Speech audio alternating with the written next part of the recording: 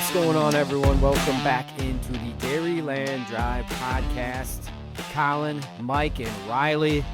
Technically, it's been a couple weeks. We had a technology error/human error last week on the recording side of things. We did do an episode. We recorded it. It was great.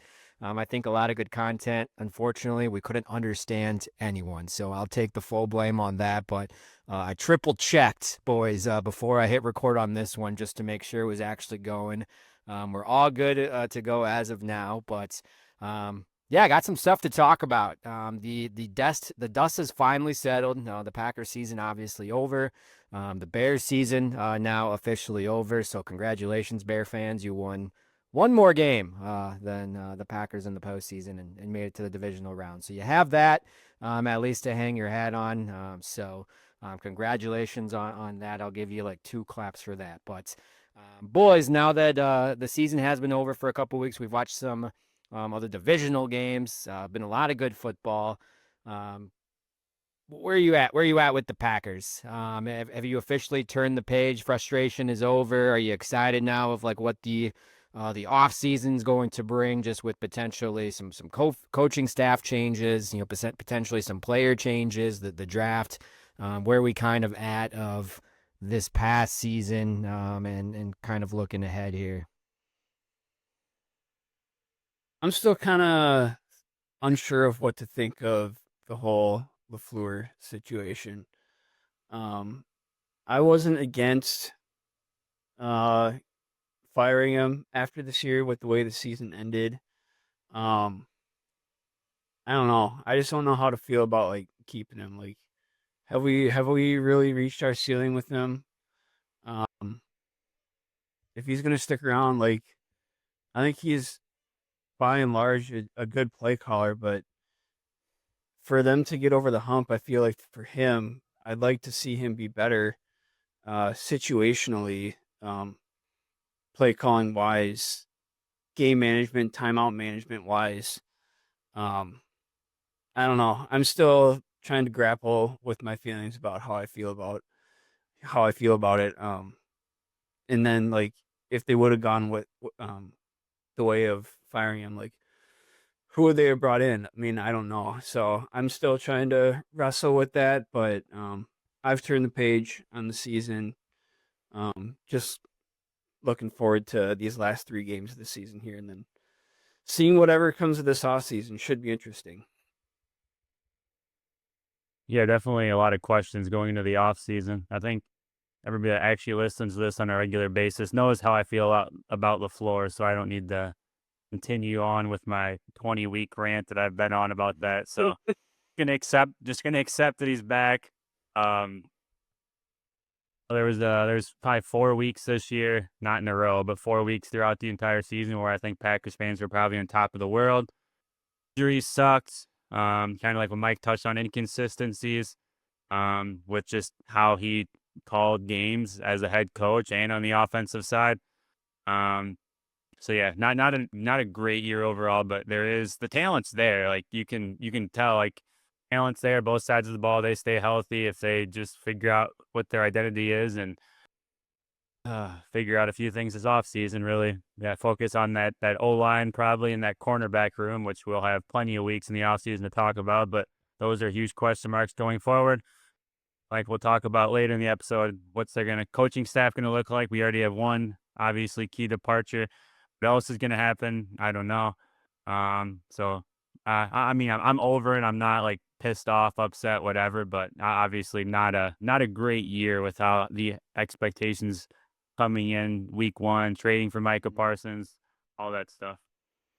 Yeah, I think the only thing that kind of got me was just like the alternative reality I was living in of if the injuries didn't happen, the Bears finish the season how they finish, we beat Chicago, we get the 2 seed, and then like the Rams struggled like mightily. Like I was kind of shocked just how much Matthew Stafford struggled against Chicago. Obviously, I think the weather played a pretty big factor in that, but Chicago had every opportunity to win that. So I was a little bit salty of like, gosh, like just living in the alternate reality of if Packers would have finished out the season like they were playing, getting the 2 seed, potentially hosting, the Rams in that spot, what could have been. But yeah, I think just like the mental health side of me as well too is like, God, I just needed a break from him. Like let's turn the page, take a little break, take a little deep breath. Have hopefully some exciting changes and stuff to talk about. And the big thing too, and I don't know your guys' perspective as well. Like I'm kind of excited and amped about just seeing some of this Micah Parsons stuff, just how he's talked, and just some of the start of his recovery. Like he just strikes me as a guy. He says he's gonna like just be hell, just be an asshole, just be all over the field next year. I totally believe him.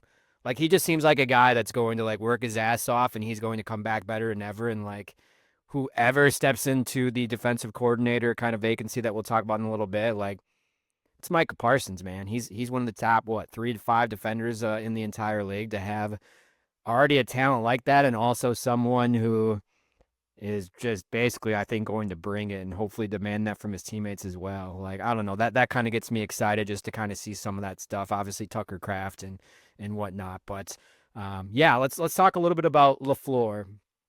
So it hasn't officially been announced that I've seen like exactly how many years he was extended. Like none of the contract details have come out for anyone. Him, Goody. Not ever find out. And we probably won't find out, which I think that's kind of like the Packers way as well. We just know he's going to be here next year. Are you kind of in the boat? Like we knew this was probably coming.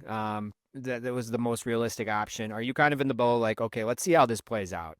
Let's give him the benefit of the doubt. Let's give the Packers the benefit of the doubt of, I want to see what the staff looks like before training camp, before I kind of like make my judgment. Cause I know on Riley's side as well, my frustrations with LaFleur, but I'm just in the optimistic side of like, okay, if we're going to bring him back, if we're fully going to commit to him, like let's actually commit fully to bringing in veteran guys around him, or guys with experience, guys that just maybe, wherever his weaknesses are, maybe or heighten his strengths a little bit. I want to see like the coaching staff as a whole, or if he makes changes, if he doesn't make changes, that's kind of where I'm at, like with the LaFleur situation. I think just like the coaching staff in general, because I'm sure you guys will agree, changes have to be made.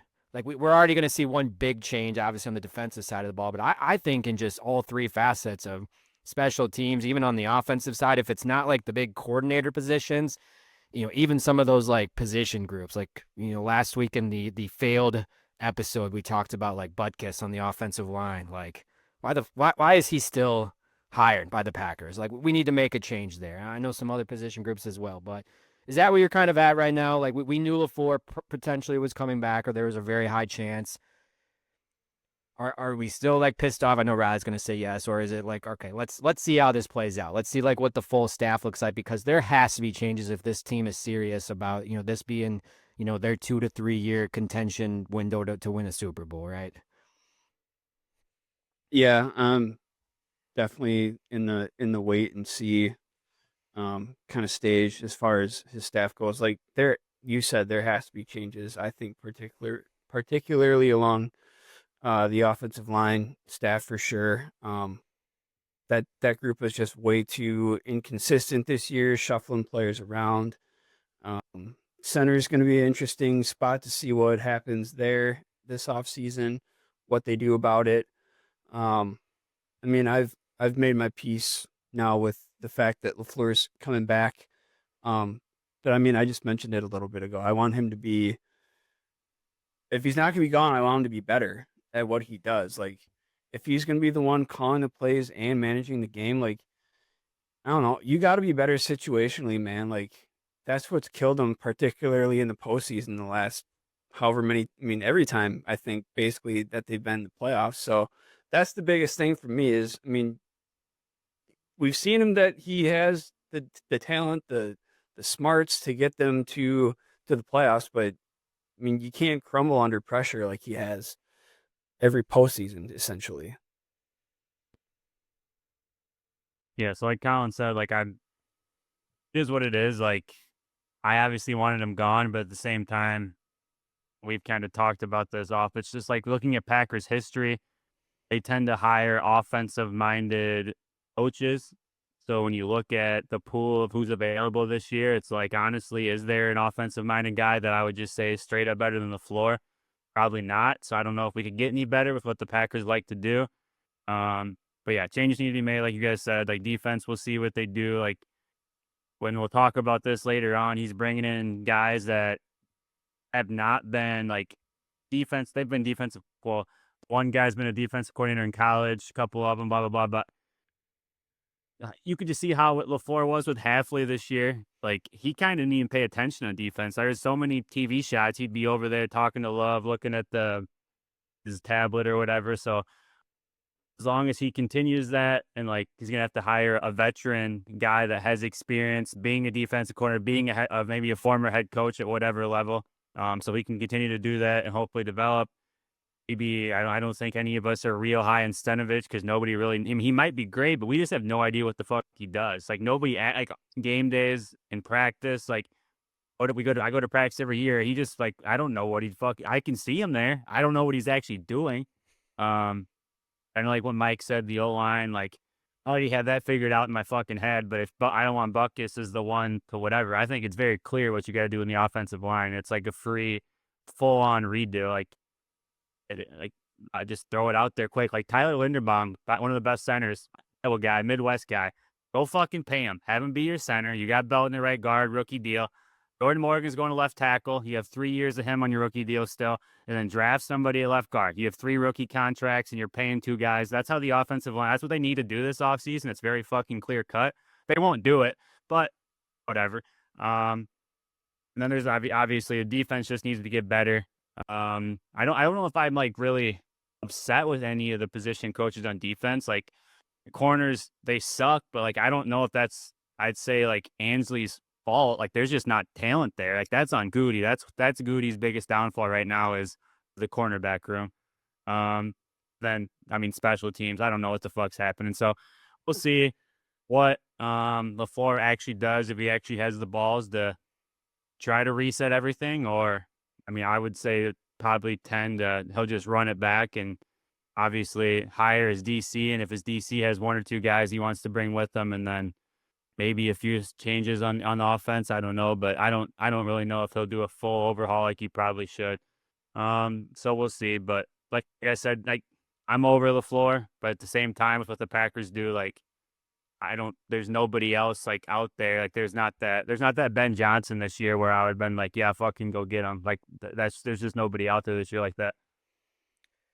I've seen articles. I've heard podcasts. There's a lot of chatter of some other like beat writers out there and people that cover the Packers that have suggested it's time for LaFleur to stop calling plays, and be more of, a head coach and manage all facets and bring someone in. Where do you guys sit on that? Do you think that is like the next step of him evolving and potentially getting over the hump, is kind of taking that step back and overseeing all 3? Or do you think that that's not his strength, that his strength is calling plays? He needs to stay there. He just needs to improve on also paying attention to other areas. Where do you kind of stand on that of LaFleur calling plays or giving it up? I don't know, because I don't know how his game day operations work between him and his coordinators. I mean, it's easy for us to sit on the outside here and say, yeah, he should give up play calling. But I mean, at the same time, you've seen other coaches manage to get to the Super Bowl and call plays in plenty of instances. I don't know, man. It's tough. Like, I mean, I don't know how to answer that question. Like, is he gonna be better? Like, I don't know. That's tough to say. Yeah, I think no way you'd ever actually know the answer to that is to actually talk to a former coach in there that just didn't give a shit and gave honest answers. Because there's only 2 options. There's either he's only good at calling plays and he sucks at game management, which is what I would assume most Packers probably assume, or B is he like just so like mentally dialed into calling plays, like that's where his brain's at, that management of games like falls to shit. Like, is one because of the other, or is it just because he just sucks at it? So truly, and like unless people are actually on the headset with him, like, are been there and like actually know what his thinking is in all these situations, would know.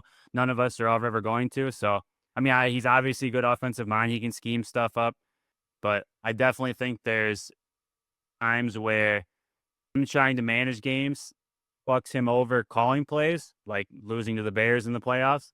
There's also times where he's being like so dialed in on calling plays that the game management, obviously, we've seen situations of like it goes both ways. So I don't really know one or the other. He obviously can't do both. I don't know which one he'd be better at.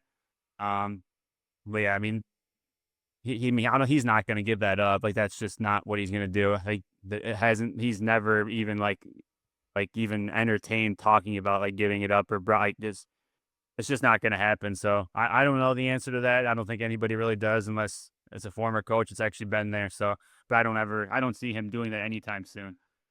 Yeah, I think, and I'm guessing part of it is probably an ego thing too. Like he is just so confident in himself calling plays that, I mean, if you want to bring in someone to call plays, you probably got to look on the outside, right? Like, I don't know if Stenovich is going to call plays or not, if you trust him.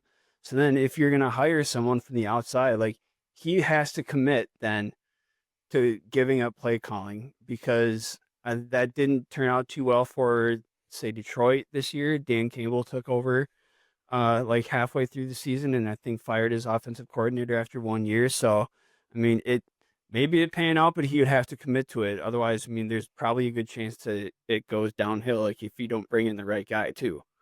Yeah, I agree. I mean, it's for sure got to be an ego thing and a pride thing. Like if you're an offensive minded head coach and like if you give up play calling duties, that's got to take like a huge hit to like your ego and your pride, and you have to like be very like I said, willing to adapt and kind of take it on the chin and improve other ways.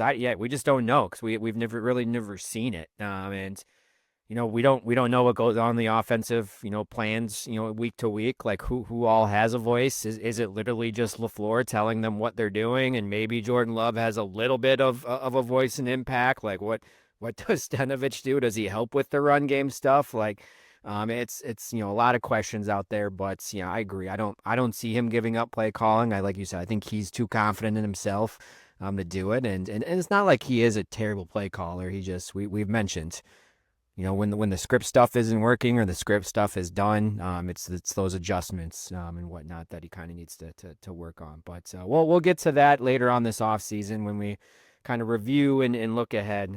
But I got to talk about the defensive side. The big news that we all kind of expected, maybe hoped towards the end of the season as well, is Jeff Hafley is following his front office companion that he's known the last couple of years to Miami to be the Dolphins head coach for a 5-year deal. Be very interested if his contract would ever come out to where it sits with what LaFleur's making. I'm gonna guessing pretty damn close, maybe right around there. But we don't know if he's taken anybody with yet. No announcements or anything like that. I'm sure we're gonna know here in the coming days or coming weeks.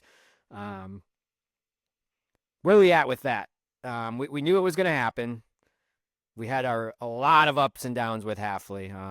I think he was pretty good for the most part until Parsons got hurt. We saw some flashes to keep him in games, but he was just, very conservative, very, sit back, and just let dink and dunk and whatnot. But are we happy? Are we pissed off that he's leaving? Where are we kind of at, just like on that big scale of Hafley departing and filling that position again for what, the third time, and I don't even know, in the last 5 to 7 years. Neither. Indifferent, Yeah. I guess. I mean, he was kind of dubbed as like the savior. I mean, saving us from Joe Barry, which, I mean, just about anything was better than Joe Barry, but in the end, it didn't end up being like all that much better, all things considered, than Joe Barry. I don't know. It'll be interesting to see who they actually bring in. Um, the one thing that I kind of am looking forward to seeing is the first couple of games in particular this year. Like we saw those defenders like really rally to the football, and you know everyone was making their way to the football at the end of the play. And after that, we kind of didn't really see that on a very consistent basis. I don't know. It just seemed like there was this big attitude kind of first couple of games of the season, and we didn't really see that the rest of the year. So I'm kind of hoping we can see some kind of effort, like what you'd see out of Houston's defense this year. Like that team rallied to the ball like just about every play, and they were damn near the best defense in football this year, if not the best. So whoever they bring in, I want to see them instill some kind of mentality like that and actually see it play out through the full course of the season. Yeah, I definitely think he's a player's coach, but kind of like what Mike just said, he didn't really ever seem to have that juice. Like it was like the guys didn't play with an edge for whatever reason. Yeah. They definitely regret, like they had better talent this year, and like with Micah, but I think that was all Micah. Otherwise, I would say everybody in the defense regressed from last year. And we talked all preseason, all last summer coming into the year. We were hoping, I mean, especially I did. I thought he'd be more aggressive with his athletic linebackers.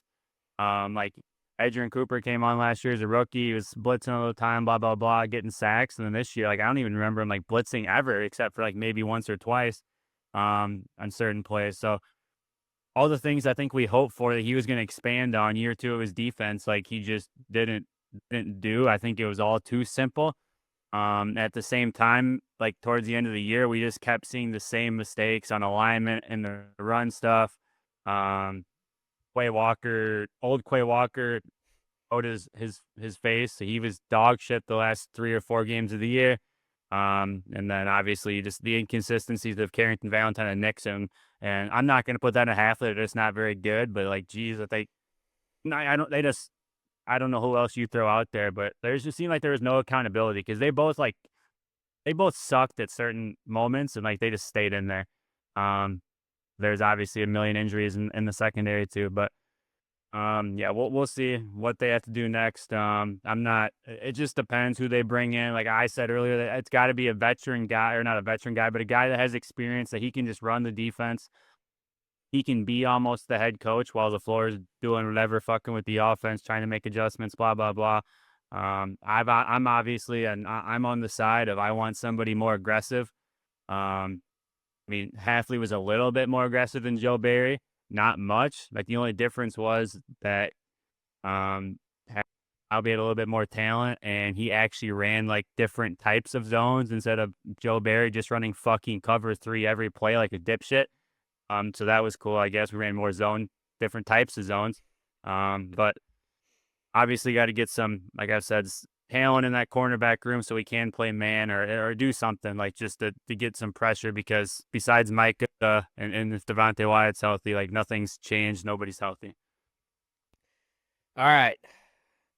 We're going to see a lot of names, I think, floated around here over the next week or two. We have 3 confirmed interviews as of recording this on a Tuesday evening, Tuesday the 20th of January, just after 7:45. We have 3 confirmed interviews.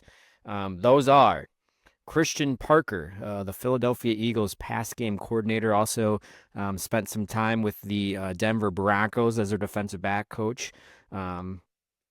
Has some history with LaFleur and the Packers.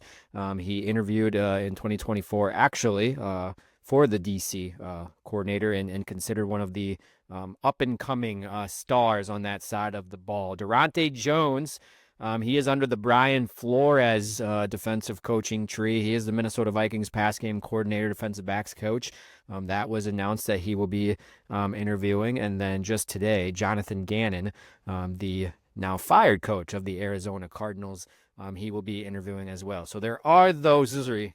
I'm going to go down a list of just what I've seen from a bunch of podcasts and Packers beat writers. So this is not me making up the list. This is just a bunch of the guys that I've seen. And then Riley, the defensive-minded guru that he is going to tell us his top 5 realistic options that he would like the Packers to explore. I think everyone's just like diamond, like home run hire.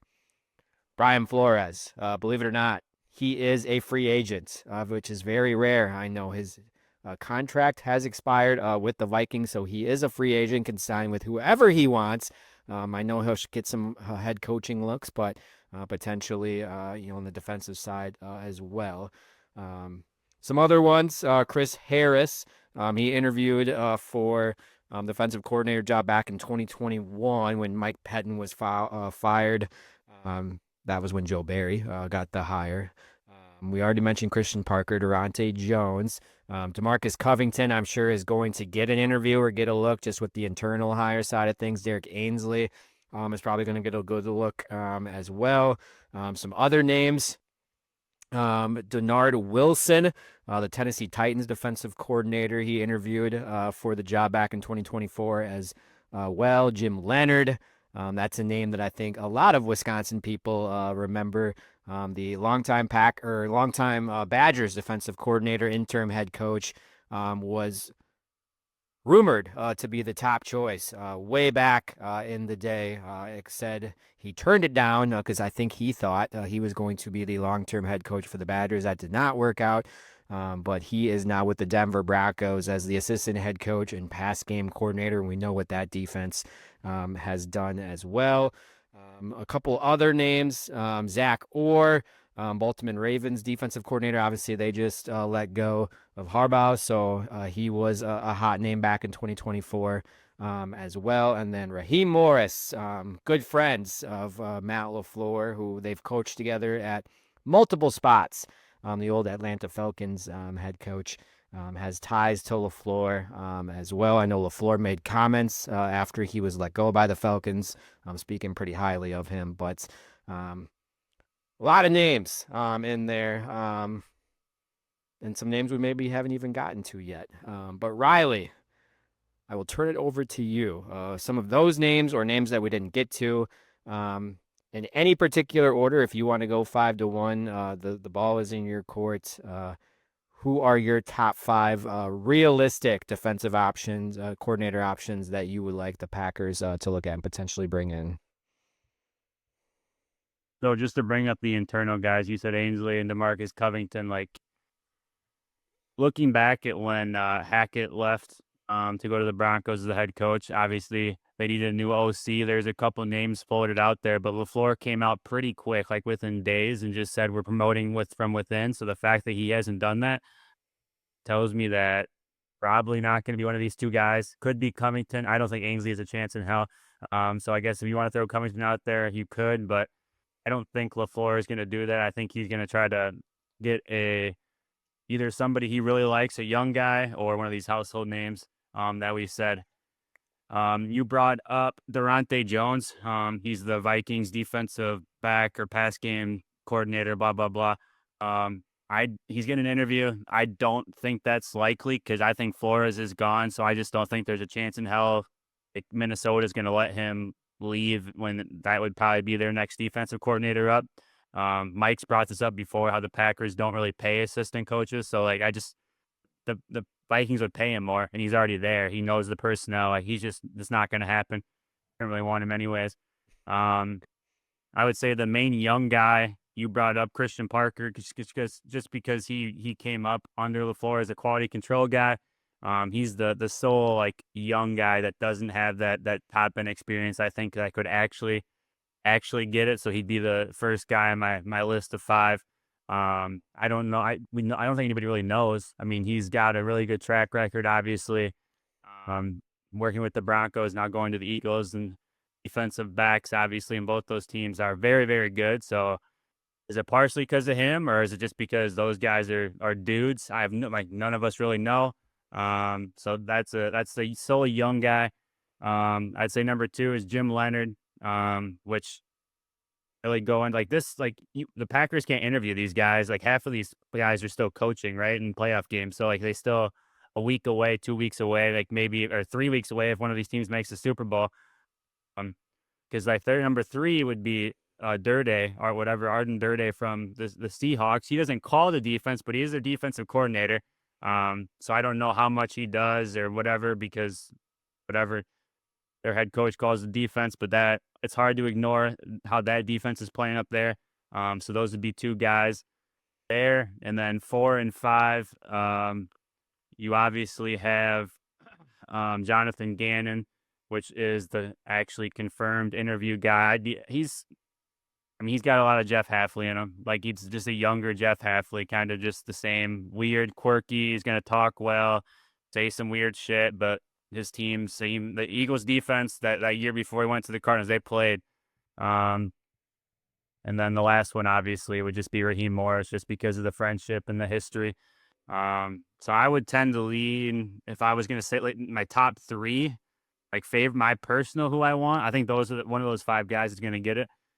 I think if I was going to pick a top three, I don't have a particular order, but I would be fine with Raheem Morris, Jonathan Gannon, or Leonard, just because of their experience. And like LaFleur, like I said, LaFleur could just go do what he wants to do. All the teams on defense doesn't really have to pay attention. Like, those three guys all have experience calling defense, being head coaches, all that stuff. I don't really know. I would say if you think the Packers team lacks toughness, which they probably do, and like mental toughness, like the consistency of like what Mike said, flying around all the time, I would say the most old school out of those guys would probably be Leonard. I think Packers fans would love that. I think the players would probably love Raheem Morris the most. I think they'd play for him. I don't really know if he's like a tough ass like that, but he's always had good defenses. They've always played, obviously. Defensive coordinator for the Rams the last couple years before he got the Falcons job.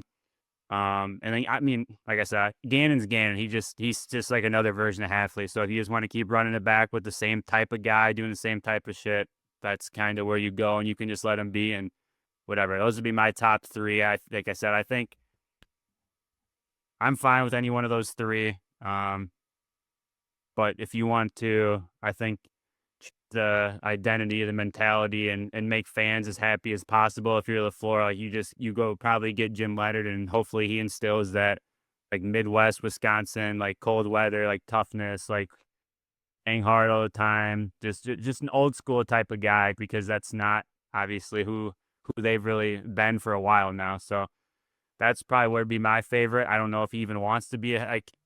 There was always speculation like he was going to come before. He thought he was going to be the head coach of Wisconsin, but like I don't really know if he's just like, he doesn't talk. Like, he'd fit perfect with the Packers. He doesn't say anything. Nobody actually really knows. I don't even know if he wants to be a coordinator. I think he just likes being around football. I have no idea what he wants to do. And like I said, we won't know until the Broncos lose, because he can't do an interview anyways. But yeah, I don't know. And I'm Raheem Morris thing. Like, I don't, like, that's just tied, but it's also weird to me that they haven't announced and like they're going to interview him yet. Like, I don't know what they'd be waiting for. Like, he doesn't have any other interviews lined up. I haven't seen his name anywhere, so I don't really know what he's doing. I don't know if he's going to take a year. I have no idea. So there's just a lot of question marks right now for my top three. But yeah, that'd be my top five guys. I said a couple of younger guys, and then the three household names. Like, I mean, obviously I'd love Brian Flores, but like, he's going to maybe be a head coach somewhere, but like I said before, like, Packers aren't going to pay him enough. Like, he's going to get paid to be a DC somewhere if he doesn't get a head coach. Like, it's just not going to happen. The other one, obviously, that I didn't even bring up because he's going to get a head coaching job too, is Sean McDermott, like the Bills hired coach. Obviously, I don't think there's any. I mean, that'd be cool, but don't think it's possible. So I didn't even bring him up. Yeah, I would have to think if money wasn't an issue, like Brian Flores would be number one, like in a kind of tier on his own for a lot of teams, like not only the Packers, but realistically, yeah, probably not going to happen. Yeah, I'm interested to see. I have seen, Raheem Morris potentially wanting to take a year off. I saw some stuff about like potentially going into TV for a year because his contract is already fully guaranteed. Again, I don't know what his personality would be like or how that would go, but yeah, I mean, if you're already going to get paid, taking a year off sometimes can be a good thing and wait for a new opportunity.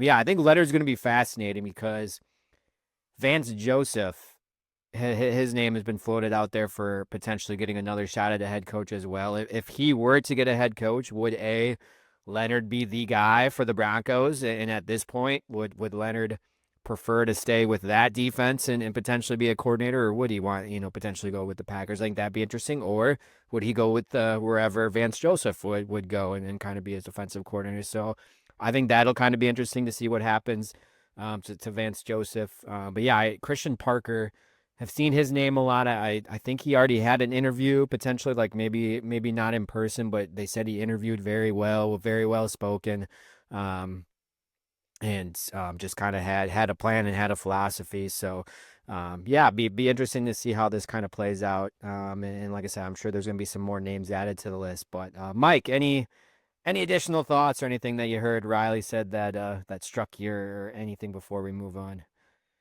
No, but I just want to throw out a hypothetical. Go for it. So say Brian Flores doesn't get a head coaching position this year, and somehow they can make the money work to bring him in as defensive coordinator for next season. That being said, would you be okay with bringing him in knowing there's probably a high likelihood that he can get a head coaching gig the following season? So you have him for 1 year. Would you be okay with having him for 1 year? I think so. If you think you're in win now mode right now, and can run it back and stay healthy with a lot of this roster, I think so. I know just like all the stuff that he does and different looks and different pressures and whatnot. I've read, and I think we know it takes some time for veterans and guys to pick that up. But I think the Packers for the most part have some smart dudes and guys that I think would kind of fit to what he does, and just like on all three levels. But yeah, I mean, I think it'd be a no-brainer. Like if you're true, if you just think you were just a couple injuries away for being right in the mix there, I think you would bring him in, and hopefully he could help you get to that level. I think. I mean, I would, yeah, give me Brian Flores as much like any whatever. But it also, and to add on it, like I think any of those top four guys, like the three veterans and then Christian Parker, like if any one of those four guys come in as a DC next year and the Packers do like what we think they should and would hope and go to the Super Bowl or whatever, I think any four of those guys are going to get they're going to be potentially gone in a year anyway. So yeah, that's just where I think the Packers are going to live at right now. If the defense performs and they go on a run, like the talent shows that they should, and they can stay healthy, I think anybody I just aimed off like three veteran guys. I mean, they'd all get, like Leonard would get his first chance. Raheem Morris maybe get another chance. Gannon would definitely get another chance because he's still young. And then Christian Parker comes out of nowhere and young. He'd be one of those young, or like people would think he's a genius and maybe just hire him. He'd be like the defensive version of like Sean McVay almost, and from the same tree, because that's where LaFleur comes from. So I think he would get they're all just guys that I think they're going to get taken in 1 year potentially anyways if the Packers defense performs like we think they're capable of. All right. Well, yeah, we'll keep an eye on this. I'm sure in the next couple episodes we'll have some updates on more guys added to the list as we get further to the playoffs, and potentially a decision here in the coming weeks. But I would think that's probably the first big domino to fall, that the decision with LaFleur and Goody have been made. So we will see when that domino does fall, and kind of break it down from there. Real quick, some other roster moves from today. I think as expected, Trayvon Diggs has been released. The Packers just simply weren't going to pay the current contract that he was on. So it'll be interesting to see if he does clear waivers and is a free agent, if there is a path, maybe him back. A lot cheaper. I would have to think it'd be a lot cheaper. But we'll kind of see how that plays out. And then one other move struck me was Kyle McCord was signed to a futures contract, potentially backup quarterback battler or a guy to bring in for that in training camp next season. But all right, well, Where was he this year? He was drafted by, I want to say he was drafted by the Eagles. Let me see here. He was out of Syracuse, was originally selected by the Eagles in the 6th round of the 2025 draft. Was on the Phillies practice squad pretty much all season. So, yeah, like I said, I'm sure he will be right in the mix there for the backup quarterback battle. We'll keep an eye on that. All right, let's go to 3 and out. Once again, I am taking over 3 and out this week. So you guys can save your topics for the future if you want to. But it's all going to be football related. It's all going to be games this weekend, and then of course, first down is going to be the game from last night. Of course, talking about Indiana completing this just potentially out of nowhere undefeated season and win the Big Ten, another national championship. Got a little dicey there towards the end. Miami finally got going a little bit on offense, but unfortunately, or unfortunately, whoever you were cheering for just come up a little bit short there with the interception at the end. But just a quick recap and quick thoughts on that game. Was it kind of what you expected, a close battle coming down there to the fourth quarter? Were you surprised in any way? Just a quick thought of Indiana being the national champions. Yeah, pretty wild that they go from being the losingest program in college football history when Signetti took over to in just 2 years going 16-0 and winning the national championship. Yeah, crazy stuff. One thing I wanted to throw out there real quickly. So the last 3 national champions in college have all been Big Ten teams. Michigan, Ohio State, now this year Indiana. If there's a different Big Ten team that can take over as champion next year, who would be the 4th different champion you to look forward to next year? Obviously, a lot can change between now and then, but I would have to say Oregon with Dante Moore announcing he's coming back, right? They would have to probably be in the mix, which I think is very interesting too. We can get to, but yeah, I would have to think Oregon, right? Don't say Wisconsin. Were you going to say Wisconsin? no, that's a bottom dwelling program right now, brother. Yeah, I don't think Penn State would was in that tier, but like that's just going to be a complete just redo there and kind of like building it back up. So I would have to think, I don't know, could you get crazy and say fucking Iowa? Like, no, I just can't ever buy myself of Iowa. I'm just trying to think of like teams that were like either even in like the top 25 on the outside. There was a Big Ten. USC? Washington.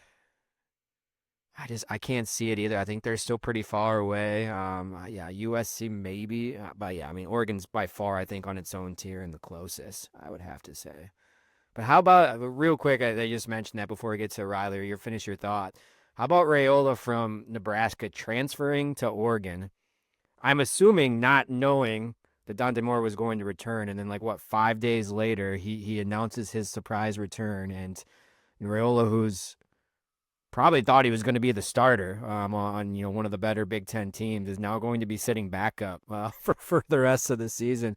I just thought that was quite interesting, and I haven't seen anything of him re-entering the transfer portal, but I don't even think you can because I think it's closed now on this window. So I just thought just kind of how that whole thing played out. I'm sure it was kind of surprising, but sorry, continue your thought, Mike, of the game.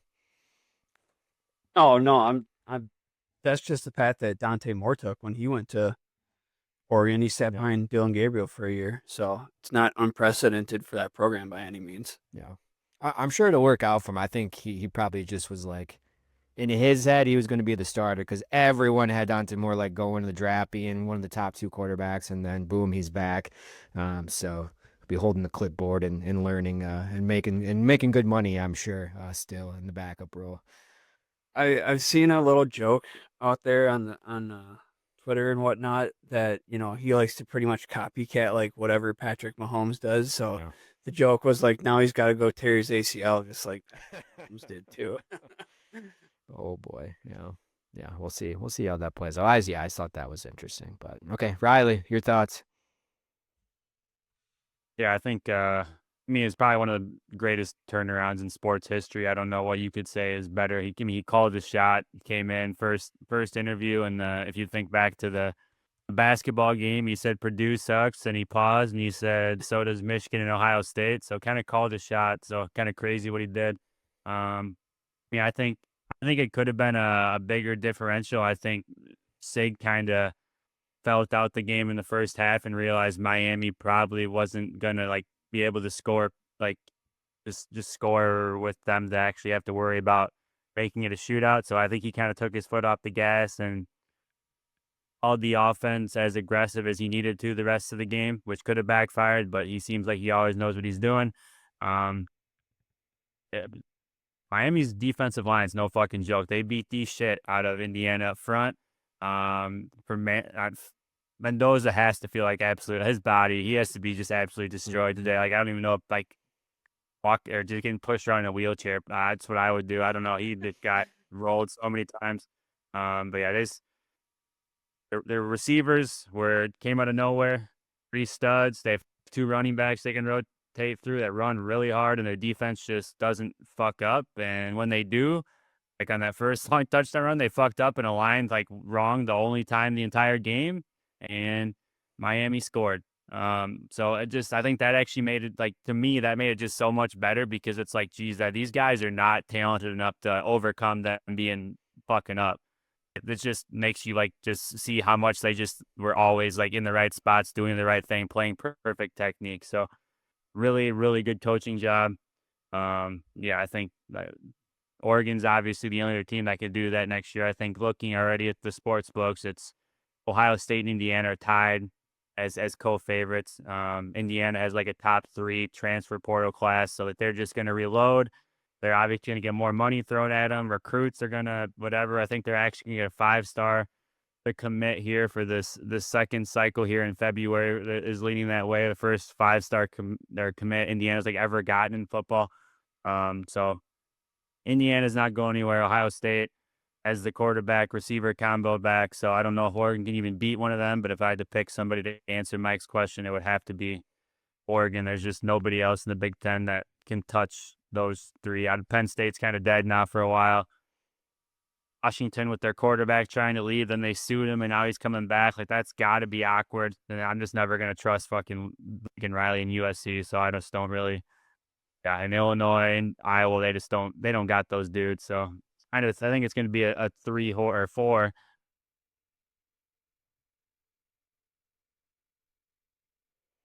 I think we lost audio them for him for a second. I don't know if his mic dropped out. Can you hear us? Can you hear me now? There you go. Yep. Yeah, Winningham and Michigan. I don't know how fast he can turn it around, but I think those top 4 programs, Michigan, Oregon, Ohio State, and Indiana now are going to kind of run the shit here for a while. All right, so like Mike said, Big Ten on top of the college football world once again. All right, let's go to second down. NFL, still happening. Got the AFC and the NFC championship games this week. So we'll start with second down. On the AFC side, probably the top 2 teams in the AFC consistently all season, the Broncos, the Patriots, at least in terms of record-wise and just winning games. We got some Broncos listeners, or at least for sure one and a half. Speaking of my wife, who sometimes listens to this, maybe she'll listen to this episode. But what a gut punch of celebrating just a crazy game against the Bills. All the turnovers, just some of the controversy and the stuff. In overtime, they get the win, and then just the matter of hours or an hour later, they find out they lose Bo Nix for the rest of the playoffs with that broken bone in his foot on the run play to the left. So we'll just leave it open. Mike, Riley, whoever wants to start.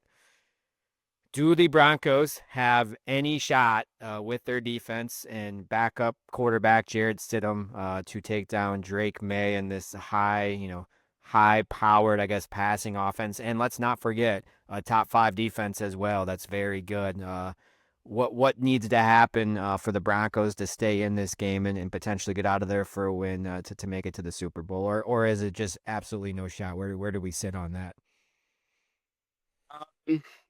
Tough to tell because I don't really know much about Jarrett Stidham.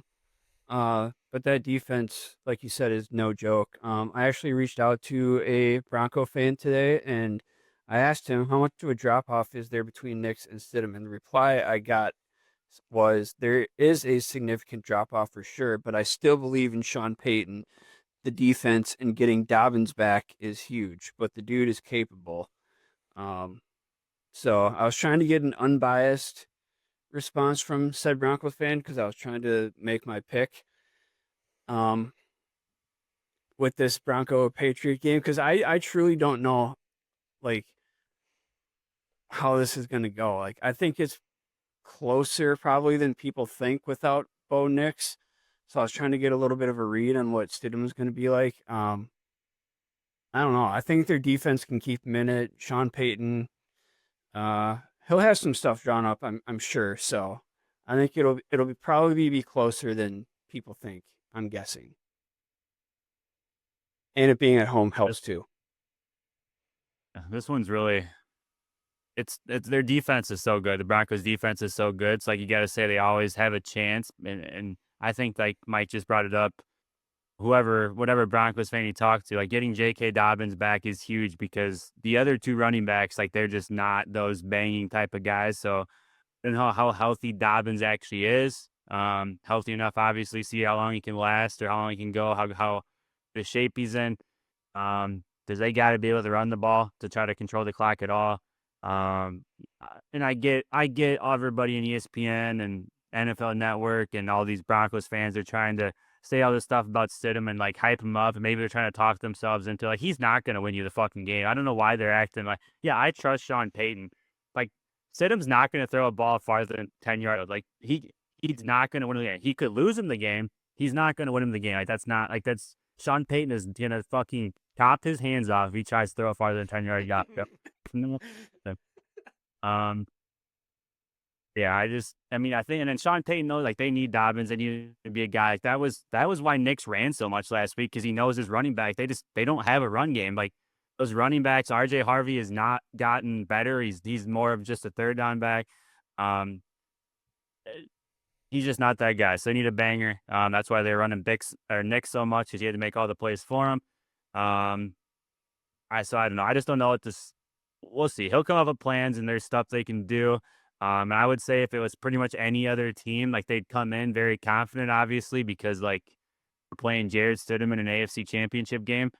But this team is coached by Mike Vrabel, and I just don't think like he's just not going to let them overlook these guys at all. He's going to find something. So it's possible because, like I said, their defense is insane. Like it's just really hard for me to even get in that headspace. But at the same time, like I was talking last week and texting Collin, like, I had a hard time. I couldn't really see the Bills losing to him either. But then Josh Allen kind of came out and turned it over, 4 or 5 times, and that kind of did it. So if they can do that to Josh Allen, they can very easily do it to this Drake May-led offense because and I know the Texans' defense is good. Mike brought him up earlier, like really, really fucking good, but they exposed the Patriots' offensive line last week. If the Broncos can stop the run game, which I don't know because the Bills got away from the run game because they were running the ball well. They kind of fucked themselves. They got away from it. They can stop if the Broncos can stop the Patriots run game, like they'll get after them. They'll make it ugly and it'll be rough. So I think that's where the game will be won and lost is if the Broncos defense against the Patriots run. If they can stop the run at all, the Broncos legitimately have a shot. If Patriots start gashing it, running game, like the Bills did at times and got away from it, like it might be a long day. And it's just like again, Mike Vrabel being that coach, like if they can run the ball, like he would rather run it 70 times in a row than ever even throw it. So it's just like I said, it's just really hard for me to get into like a mental space. Even think the Broncos have a chance, but like if they can stop the run, they do have a chance. It's just I don't know with this staff, this team. I don't know. The Patriots, they're gonna kind of just do what they do, and they know that's who they are, and that's what they got to do. So it's just hard for me to get over that. Drake May's prone to fumbling the football too. That makes me worried a little bit for them. Leads the NFL, right? That and with fumbles, it's like 13 fumbles or something like that this year. Just crazy. Yeah, I would have to think. Yeah, I mean, I agree. I trust Sean Payton. Yeah, probably don't trust Jared Stidham, but yeah, Payton's just gonna say, don't lose us the game. Keep it close. Probably keep it like just a disgusting defensive game. Field goals, and I will have to say, like, if the game is close, they're in the fourth quarter. The Broncos know how to close out games. They know how to win games. But if you're playing from behind in the fourth quarter, which the Broncos have been prone to do in a lot of their comeback wins, Bo Nick said it was a closer. He was a closer that made big plays and big moments. I just don't know if you can rely on Jarrett Stidham for that. So I think that's going to be a big thing as well, is just what that first half looks like, what the first three quarters look like to potentially either keep it low score and keep it close, or build up a lead, and yeah, kind of see where you're sitting in the fourth quarter there. It's the other thing I didn't even bring up, and it's like, as much as we kind of obviously don't trust Stidham, it's like the Broncos receiver room is not healthy after last week either. Like they're running out of guys. So like, quarterback out, receivers, Sutton obviously going to play, but like everybody else besides Sutton and their tight ends are all like half dead. I don't even no idea who's actually going to play this week. So it's just, they're going to have to run the ball. That's the only chance they got to make this a game and potentially somehow steal it. All right, we will pick that game in a little bit on the final drive, but we got third down to get to in the NFC. And I don't know, I was just thinking about this as well. Dare I say the best two teams consistently in the NFC over the course of the season as well, the Rams and the Seahawks. When was the last time we maybe got that for both sides? Like, just overall, the potentially best four teams, best two on each side playing to get to the Super Bowl. But what you saw from the Seahawks just in that absolutely dominating win at home, just from the opening kickoff against the 49ers, which, my goodness, did I get that one wrong in our failed recorded episode last week. I can't remember if I was the only one or if Riley wrote with them as well. Reason for concern at all, just with how much the Rams struggled against the Bears, or do you just kind of chalk that up as just a one-off game with the weather and those conditions? And these two teams know each other very well. Do you see this being a close game, or are you a little bit concerned of Matthew Stafford coming off a tough one against potentially not really a very good Bears defense, and the Seahawks rolling? Where do you kind of see this one and some key matchups or key factors in this game? Yeah, I don't know what to make of that game against Chicago. I thought the Rams would take care of them pretty handily. Um, I don't know. I think it's going to be close, my opinion, or better. I don't know.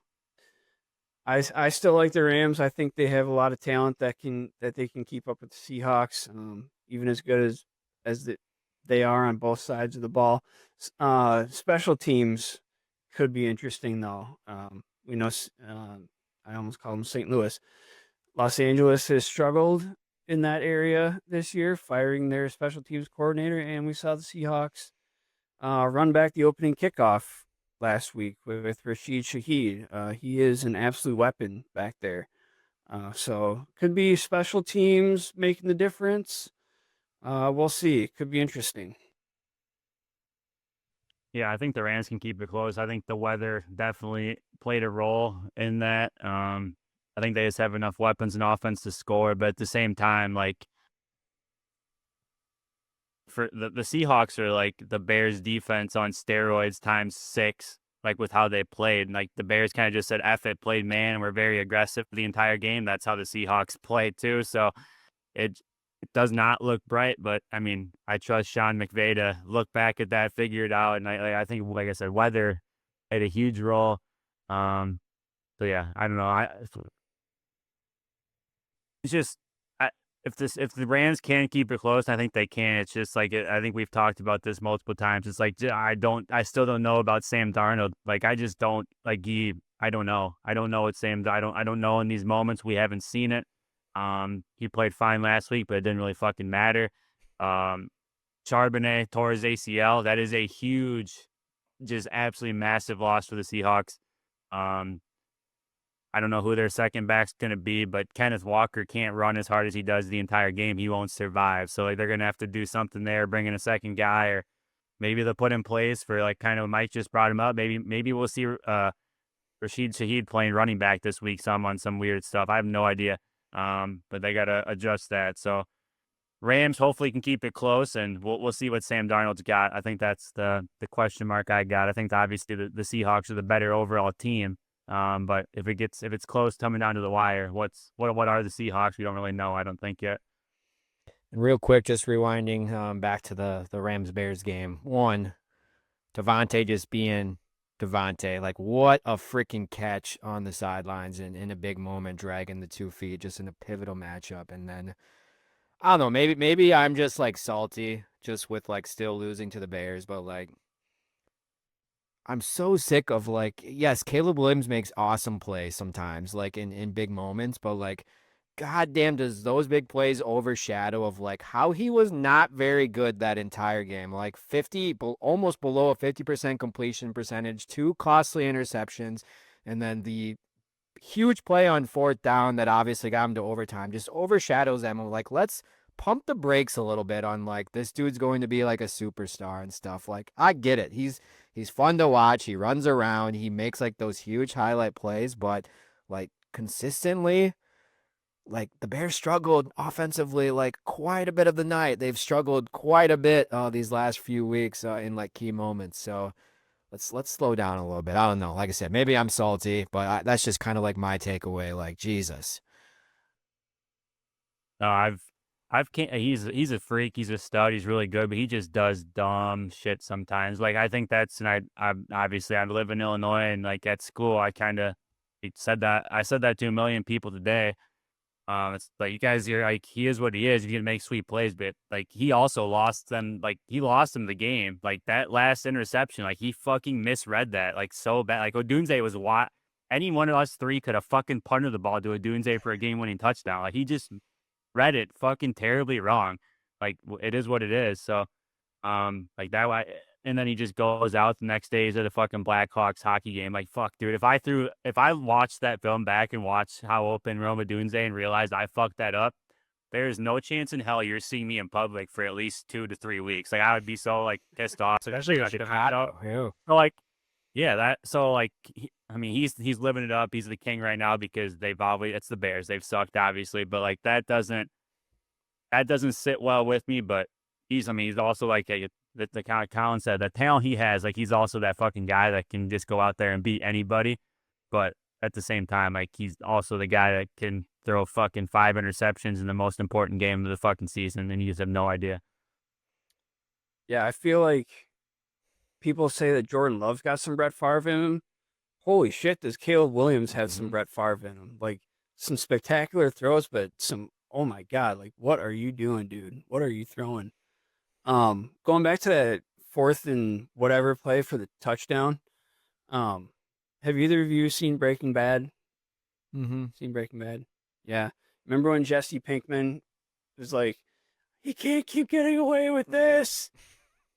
I had like my Jesse Pinkman moment when he threw up that touchdown, just coming on the heels of that stupid 4th and 8 play to, I think, Roma Dunze or whoever it was against Green Bay. Like, just the stupid shit that he pulls off somehow. Like, had my Jesse Pinkman moment. It's just like, how? How does he keep getting away with this? Hopefully next year it's all going to kind of even out of like some of like the ridiculous comebacks like that they just lived on the edge so much in some of the plays he had. But yeah, I don't know if I've ever seen anything like that especially in a playoff game of like literally backpedaling to the 40-yard line and then just like throwing essentially, I mean, ended up being somewhat open, like within 5 yards, with the DB just like misplaying it completely. But yeah, it was an impressive play. Like I just, you almost knew when that ball went up, like, yep, it's gonna happen. But were you guys shocked before we get to the final drive here that he didn't go for 2 and go for the win? Were you pretty surprised, or did you think he was gonna kick it the whole time and send it to OT? I thought he was going for 2. I would have thought. I mean, no, because they got stuffed on 4th and short literally 4 times already in that game. So he obviously had nothing for the Rams on short. He had no idea what to do. So no, I did not. I expected him to kick once. Like they couldn't do anything. None of his 4th down plays worked. Yeah. All right. Well, go ahead. I say he was proven right. Like the fucking Bears went out and got a 3 and out. Like Caleb lost. Like Ben Johnson was right kicking the field goal. Like they should have won the game. He called they stopped him. They got the ball back. He called the right play. Caleb misread it and got picked off. Like Ben Johnson did. That's why he was getting hate everywhere the last couple of days. And I'm like, why? They literally got a 3 and out and should have won the game. Caleb just threw it to the wrong fucking guy. I don't know how you can play. If you're going to blame Ben Johnson, blame him for not fucking kicking field goals like Dan Campbell in the first half twice. That was dumb. I don't know why they just won't fucking take points, but that I don't know. Yeah, the fourth down thing I didn't see an issue with, or the going for two thing. Shoot, darn, shucks, the Bears lost. We just hate to see it, but like I said, congratulations on making it to the divisional round. We will see what next season has in store. All right, let's go to the final drive. We did make picks last week. Even though you did not hear them, we did make picks. We are going to count those going in here to the final 3 games. So going into the AFC and NFC Championship, where are we sitting in the standings, Mike? All right. So Riley went 2-2. Collin, you went 3-1. I went 4-0, Okay. which puts all of us Tied. at 7-3 Okay. going into this week. That's going to be interesting. I wonder, is that going to change any of your picks potentially of what the other guys pick? Or are we all going to go the same way? I guess we will find out here. Okay. Let's start with the AFC Championship game. Broncos hosting the Patriots. I think the Patriots, last I checked, are they still like 4.5 favorites or 4.5 point favorite? 5.5 point favorites now. Jared Stidham versus Drake May. No one probably would ever have thought that would be the battle in this game. Who wants to get started? Who wants to pick this one? Who wants to be the first one in a 3-way tie here to make the first pick of this game? Oh, I can go first. All right, let's hear it. So both of these are, I always struggle with both of these. So Broncos defense, obviously nasty. Can get after the passer. Drake May struggles with fumbles, so if they start getting after him, watch out for that. That could be a big time swing in that game. I don't know. I just don't know what Jared Stidham is, and quite frankly, I don't want Jared Stidham in the Super Bowl. So I just like Mike Vrabel a lot, and I don't want to watch Jared Stidham in the Super Bowl. I just think the Patriots, do a little bit better on offense than the Broncos. So I'm picking the Patriots because I do think they win, but also because I actually don't want the Broncos to win this game. Sorry, Broncos fans that listen to this. I don't want Jared Stidham in the Super Bowl. I don't want to watch that. I do think it's close. I do think the Broncos cover the 5.5, but give me the Patriots. Yeah, like I said, I think it's hard for me, but like the Broncos can stop the run game of the Patriots. Like I said, there's a path for them to win this game, but it's Mike Vrabel, like kind of what Mike just said. So I just think the Patriots do too much. I just don't think Stidham, and with this they're just on offense right now. They're just lacking weapons, some injuries. Like they just have injuries everywhere. Quarterback, receiver, running back, Dobbins coming back, but how healthy is he? I don't know. So it's hard for me to see them scoring enough points. So I'm going to go Patriots. Yeah, I think to your point too, Mike, I think it's hard to grasp because let's not forget, like 10 years ago when the Broncos were in this point and won the Super Bowl, they played the Patriots. So kind of a deja vu thing, but like that was Belichick and Brady and all like the pillars of, oh, we hate the Patriots, like we hate, everything from the leadership down. This Patriots team, it's tough because they're kind of likable because it is Vrabel, it is Drake May. It's a completely different, like led besides obviously, the owner. It's a completely led from the coaching staff to the players. So they are very likable. Yeah, I don't know. I mean, give Sean Payton a full week. I think there's some sort of advantage there because I don't think everything's on the table to a point. Like, yes, they're not going to huck the ball downfield, I think, like 20 times. But I think there's a little bit of advantage of not really knowing what a Jared Stidham offense potentially like looks like. And Sean Payton can be creative. He's going to be aggressive, I think, early on. I could see him like scheming up like the opening series and going down to potentially get points. Like that, I think that's going to be so crucial. Like, I think the Broncos need points early in those first few drives. If it is a touchdown, field goal, whatever, just to kind of set the tone because they need a lead. If they get a lead and can give their defense a lead, I think this is going to be a completely different game of if Jarrett Stidham comes out and struggles, and the Patriots kind of dictate things. I don't know. For the sake to be different, I'm gonna go with the home team here too. I'm gonna go with the Broncos. I don't know. I just have some like weird feeling that this defense is going to create multiple turnovers. They're going to be in like advantageous situations of some third and longs, and those pass rushers are just going to hunt. They're going to make just enough plays, and it's going to be like a disgusting game. It's going to be like a 17-14 game or something like that. And I think the Broncos just get a win there at the end. Okay. That was going to be my follow-up bonus pick was over under 42.5. So I know you're going under. I'm going under. Under. Yeah, same here. All right, so Mike, Riley, the same. They picked the Patriots. I took the Broncos. Let's go to the NFC Championship game. Rams visiting the Seahawks. I'll get it started because I might be different from both of you here. I, before the season started, picked the Rams and the Bills to be in the Super Bowl. Obviously, the Bills are not going to be there. I feel like I have to stick with the Rams. I don't feel good about it, but I think from the sake of trying to be different as well, I think we see a bounce-back performance from Matt Stafford.